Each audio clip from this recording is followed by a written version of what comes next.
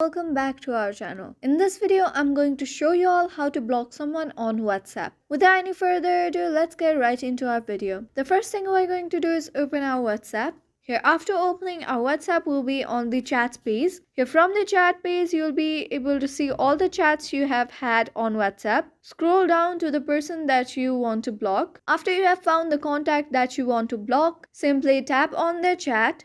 After the chat page has been opened, you'll be able to see a 3 dots on the right hand side corner. Tap on it.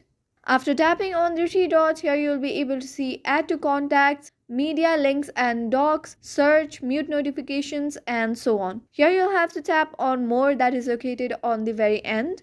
After tapping on more on the second option, you'll be able to see block right between report and clear chat. Tap on the block option. Here you'll be set that block contacts cannot call or send you messages. Here you'll also get an option to report the contact. I will not be reporting the particular contact, but if you want to, then you can report the contact. Tap on block. And here, as you can see, you have blocked this contact. That was an easy step-by-step tutorial on how to block someone on WhatsApp. Thank you for staying to the very end of this video. If this video was helpful for you, don't forget to leave us a like and subscribe. Have a good day.